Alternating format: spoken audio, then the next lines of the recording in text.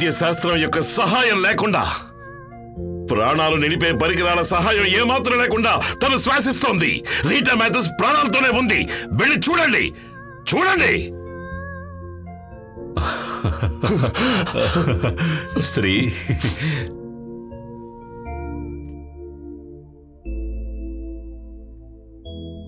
Oh, it's a miracle. Yes.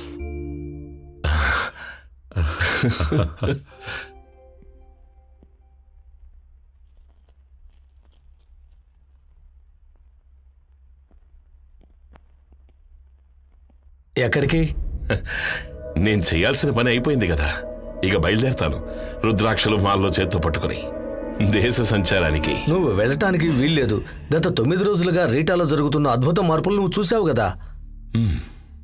తలకి దెబ్బ తగలటం వల్ల తనకి జ్ఞాపకం శక్తి, మాట్లాడే శక్తి తక్కువగా ఉంటుందని డాక్టర్లు అభిప్రాయపడుతున్నారు.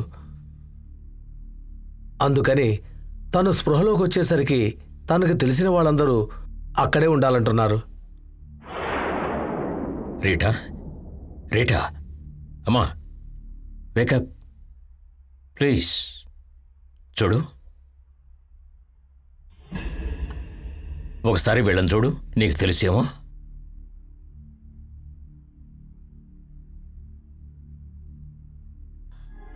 No response. Hello Rita. తనలో రియాక్షన్ లేదు. ఇతను ఎవరో చూసి చెప్పమ్మా.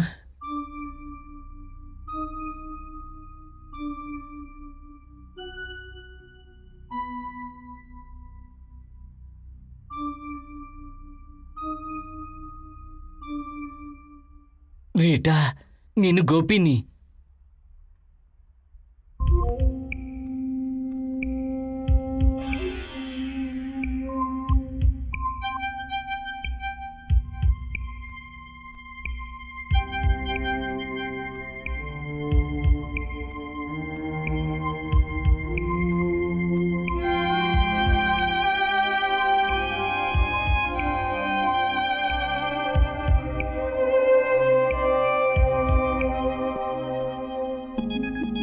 Mister Srikumar, yes. ఆగండి, అక్కడ నిలబడండి ప్లీజ్, అక్కడే ఉండండి.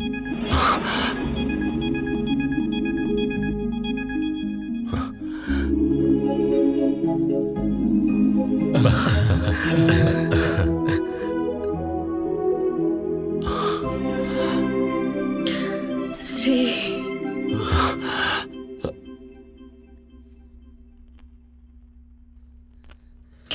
దగ్గరికి రా. ఏంటి? నాకేమైంది శ్రీ? చెప్తానులే, మెల్లగా. ఇదొక మహాతంత్రం. నువ్వు రిలాక్స్, రిలాక్స్. రీటా ఆత్మ శరీరం ఏకమయ్యాయి. ఇక ఈ మహాశక్తి మహేశ్వరుడు ఒకటవని ఆ పని మనం చేద్దాం. అంతే కదా, రండి.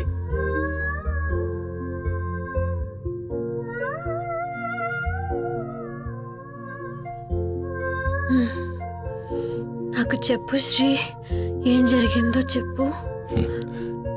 చెప్తాను. మనిద్దరం కలిసి ఒక కల కన్నాం. ఎవరికీ గోచరించని నిత్య విస్మయమైన ఆ మహాగురువు మనకి మాత్రం ప్రసాదించిన ఒక అపురూప స్వప్నం. నేను నిద్ర లేచేటప్పుడు ఆ కల చెదిరిపోతుందా శ్రీ? అందుకు ఆస్కారమే లేదు. మనం కన్న కలని సాకారం చేసుకోవడానికే నీ ఆత్మని శరీరాన్ని ఏకం చేశాడా దేవుడు. For more updates, like, comment, subscribe to our channel. Hey darlings, గంటని click చేయడం మర్చిపోకండి.